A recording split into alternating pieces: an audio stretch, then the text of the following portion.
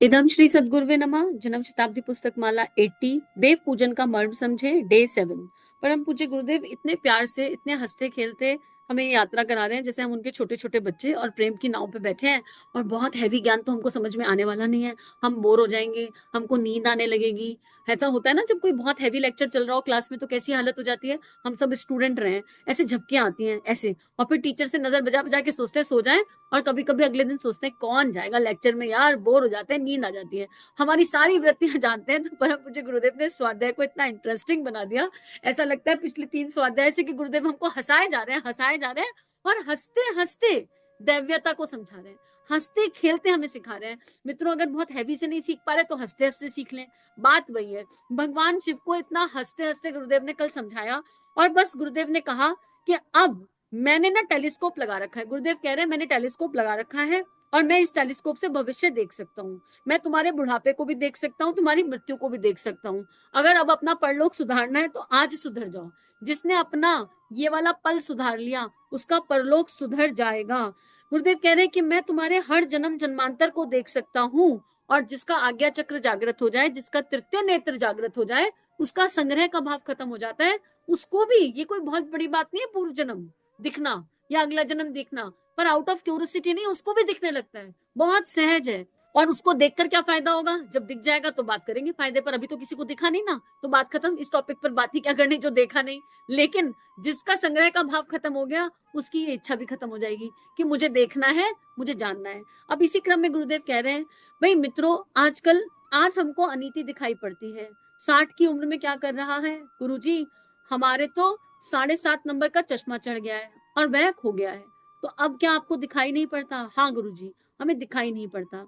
अच्छा, तो अभी के फायदे के पीछे आप अपना भविष्य का सत्यानाश करने पर उतारू हैं।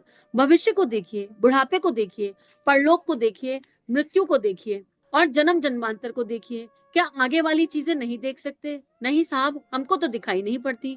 तो आप शंकर जी की भक्ति कीजिए और उनसे वरदान मांगिए कि आपने जो अपना विवेक का तीसरा नोट खोला हुआ है वह हमारा भी खोल दीजिए।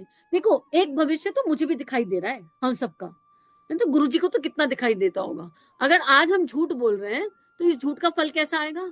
आज अगर बच्चे को हमने जेंटलमैन तो बना दिया, संस्कार तो दिए नहीं, बच्चे को पालते हुए कह रहे हैं मेरा राजा बेटा बाहर नौकरी करेगा, खूब पैसा कमा कर लाएगा, अपनी तिजोरी भरेगा, तो वो वाकई में तिजोरी भरेगा, पर उस घर में माता पिता के लिए जगह होगी कि नहीं होगी ये पता नहीं। एक भविष्य तो दिख रहा है, अभी बैठ के अभिक्षेक खाया, नॉनवेज खाया, इसका क्या असर होगा? हमको साफ साफ पता है कि इसका क्या असर होने वाला है। ठीक है, अभी बैठ के हमने सिगरेट जलाई और इसका क्या असर होगा? हमने दारू पी, इसका क्या असर होगा?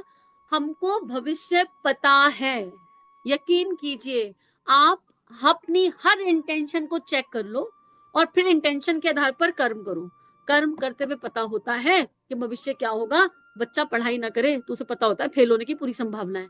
ये भविष्य तो है जो पता है, अपने आप पता है ना।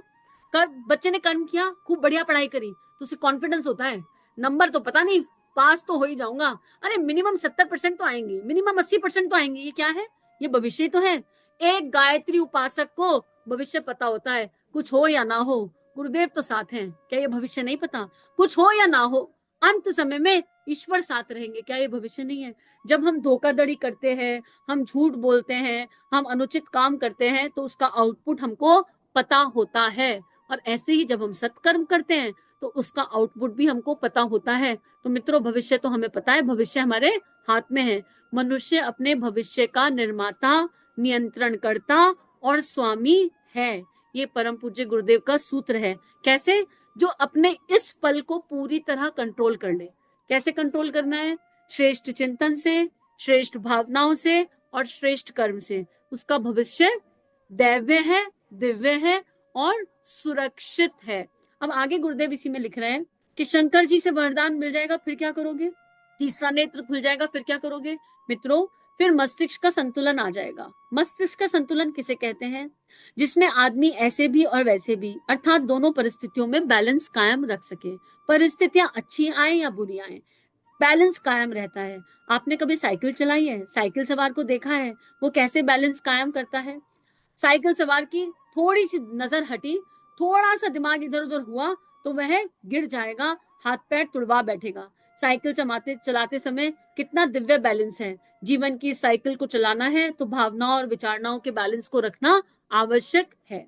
किसी भी कार्य में अगर हम संतुलन कायम नहीं रख सकते तो हमको सफलता मिल नहीं सकती। यहाँ तक कि हम खुशी में भी संतुलन नहीं कायम रख पाते, खुशी से पागल हो जाते हैं और व्यसन व्यभिचार की ओर मुड़ जाते हैं।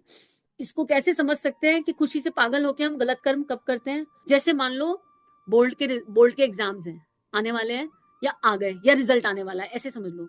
आपके बच्चे का बोर्ड का रिजल्ट आया, रिजल्ट बहुत बढ़िया है, बच्चे ने कितनी मेहनत करी, आउटपुट बहुत अच्छा आया। अब ये बढ़िया रिजल्ट के जो खुशी है, इसको मनाने के लिए हम क्या कह रहे हैं? चलो बेटा बहुत बढ़िया रेस्टोरेंट, और रेस्टोरेंट में जाकर क्या खा रहे हैं? बस पूछ लो अपने आप से, आधे तो नॉनवेज खाकर आएंगे। तो हमने एक बच्चे के श्रम की खुशी का जो आउटपुट था, जो उसको हमने मनाया, वो किस तरह मनाया? व्यभिचार करके मनाया, इनडायरेक्टली। नॉनवेज खाया, जो लोग नॉनवेज खाते हैं, आइडियली होना क्या चाहिए था? बच्चे चलो मंदिर चलते हैं, पहले तुमको आशीष दिलाकर लाते हैं, एक दीपयज्ञ करते हैं, तुम्हारी प्रखर प्रज्ञा के लिए, सजल श्रद्धा के लिए प्रार्थना करते हैं, तुम्हारी दिव्य चेतना के लिए प्रार्थना करते हैं, अब घर में तुम्हारे लिए कुछ बढ़िया सा बनाते हैं, और फिर चलो तुम्हें बाहर भी लेकर चलते हैं। बोलो पिकनिक पर जाओगे या किसी सात्विक जगह जाकर बच्चे के साथ खाना खाकर आए। ये भी तो कर सकते थे।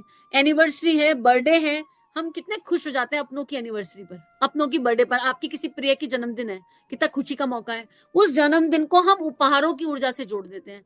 उस जिसका जन्मदिन है, कभी उसके लिए 5 माला करी बैठकर। हैप्पी बर्थडे व्हाट्सएप पर लिखना बहुत आसान है, फेसबुक पर हैप्पी बर्थडे लिखना बहुत आसान है, पर यकीन करिए किसी का जन्मदिन है तो कम से कम 5 से 11 मंत्र कर दो, उसके बाद जन्मदिन विश करो, तब आपने जन्मदिन मनाया किसी का। खाली व्हाट्सएप के स्टेटस पर रात को 12 बजे डालने से वो इमोशन ओवर बैलेंस इमोशन है, मतलब उसको करना है। ऐसा नहीं है कि अभिव्यक्ति नहीं करनी, अभिव्यक्ति करनी है, पर अभिव्यक्ति के मूल में भावना दिव्य और श्रेष्ठ होनी चाहिए।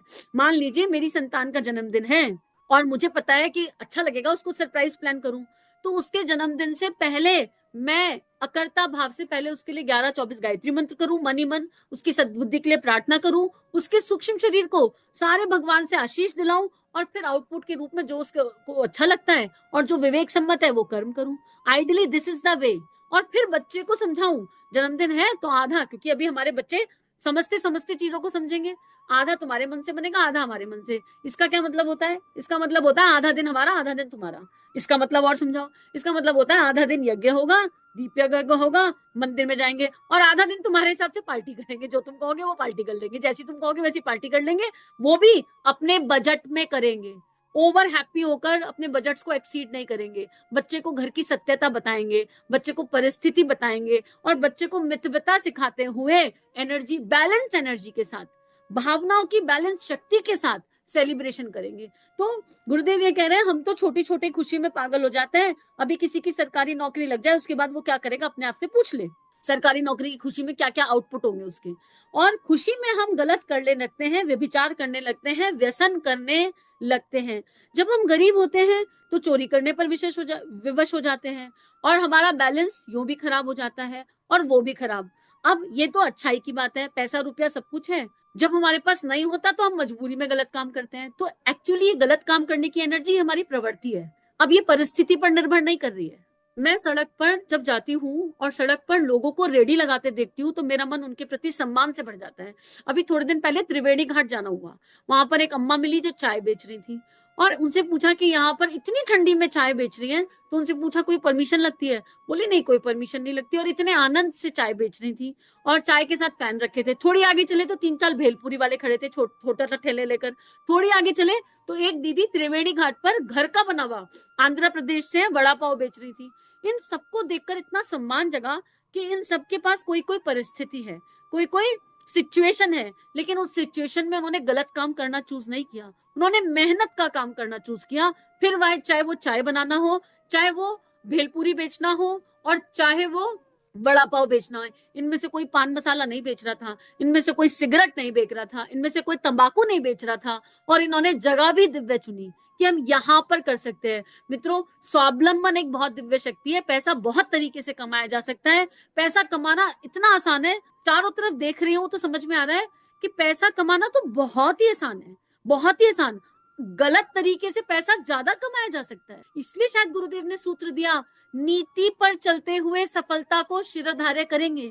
शॉर्टकट से आया हुआ पैसा लाइफ को शॉर्टकट की तरफ ही ले जाता है, लेकिन सब्र से, संयम से, सही रास्ते पर आया हुआ पैसा संस्कार दैव्य बनाता है। तो ऐसे लोगों को देखकर लगता है कि काम तो ये भी कर रहे हैं और काम दिव्य कर रहे हैं। और अभी थोड़े दिन पहले एक पान मसाले वाले भैया को देखा, बहुत मन में भाव हुआ कि इनको पूछूं कि यार पार्ले जी भी तो बेच सकते हो, क्यों आपको पान मसाला ही बेचना है, क्यों गुटखा ही बेचना है? उन्होंने कहा इसी की डिमांड है। वो दुकान थी अच्छी ग्रोसरी की, सिगरेट भी बिक रही थी। उन्होंने कहा जितने लोग ग्रोसरी लेने आते हैं 4 डिब्बे सिगरेट की भी ले जाते हैं।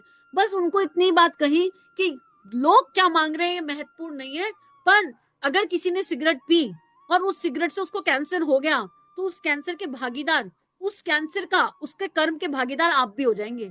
हमें ये ध्यान रखना चाहिए कि हम अगर कुछ गलत दे रहे हैं तो सामने वाले के जीवन में कुछ गलत हुआ तो वो लौट कर तो आएगा ही। आप कितना भी निष्काम एनर्जी पर चले जाओ, वो लौट कर तो आएगा ही, इसमें कोई डाउट नहीं है। और गुरुदेव हमें यही कह रहे हैं कि बैलेंस बनाकर रखो, और ये प्रवृत्ति अपनी होती है, अच्छे और बुरा। जो जो जिनकी अंदर शिवत्व है, जिनके अंदर संकल्प बल है, वो कितनी खराब परिस्थिति आ जाए कोई गलत काम कर ही नहीं सकता।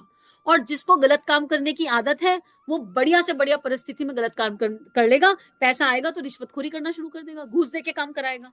तो आज का स्वाध्याय यहीं पर गुरु चरणों में अर्पित समर्पित करते हैं।